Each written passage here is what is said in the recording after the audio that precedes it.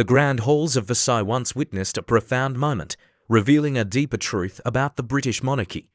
At a glittering state banquet, amid royal splendour and the world's watchful gaze, King Charles delivered a tribute that echoed far beyond, not for whom he included, but for whom he pointedly excluded, fueling Prince Harry's renewed fury and deep personal pain.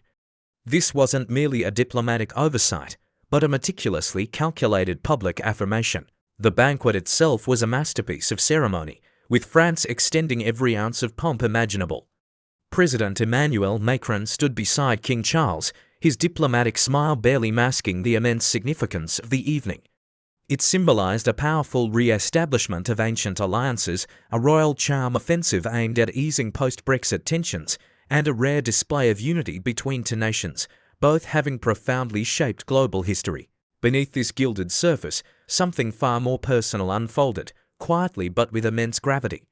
The King's speech, crafted with meticulous royal precision, paid tribute not just to Franco-British relations, but undeniably to his heir, Prince William. William was not a mere footnote, nor a polite mention, but rather the very soul and focal point of the King's carefully chosen words, a pivotal elevation. Charles looked across the regal table, his eyes locking with Macron's, and spoke with profound gravitas.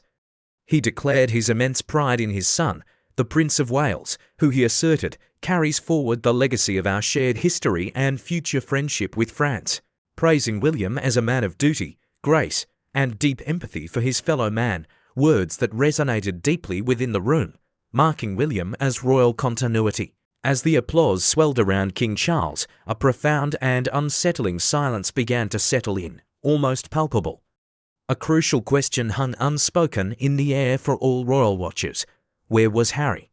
His name never once crossed the King's lips, not even in jest, not in passing, nor in any veiled reference to his conspicuous absence. In this profound void, Harry's profound fury ignited. For Harry, this was far more than just another public snub. This was a glaring omission on a global stage, within a diplomatic theatre where lineage and legacy are traditionally celebrated with meticulous balance and grace. Instead, he watched from afar as his own father seemed to actively rewrite the very script of succession, not merely in legal terms, but in deeply emotional and deeply hurtful ones, a wound that truly stung. To truly grasp the profound depth of why this deliberate snub matters so intensely to Harry, one must rewind and acknowledge the aching undercurrent that has perpetually run beneath his complex relationship with his father, King Charles. Born the spare, Harry has carried the immense weight of that label like a second, often constricting, skin throughout his entire life. From his earliest days, he was often seen as the joyful, boisterous boy perpetually behind William, the rambunctious wild card, perhaps even implicitly expected to stumble occasionally so his older brother could shine more brightly. Within the monarchy's rigid structure, Harry was never truly the gravitational centre, but merely one of its orbiting moons, loyal yet never allowed to burn with his own unique brilliance.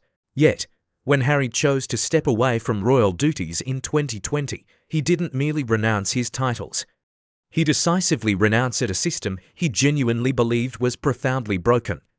In various interviews, documentaries, and even a best-selling memoir, he bravely peeled back the curtain on what he unequivocally called a toxic institution, one he asserted failed to protect his wife, Meghan, and showed indifference to his mental health struggles. The fallout from his departure was truly seismic.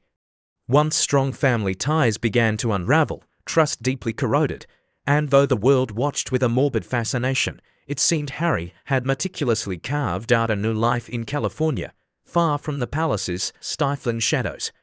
Yet, deep inside, his profound need for his father's approval and genuine inclusion never truly extinguished itself, still burning. When King Charles raised that glass in Versailles and showered William with praise as the undeniable pride of his reign, without a single heartfelt word for Harry, it transcended a mere diplomatic slight. It was a thunderclap, a stark and painful reminder that some deeply entrenched wounds still bleed profusely, even beneath the polished tuxedos and the gleaming royal medals of honor, a truly heartbreaking realization.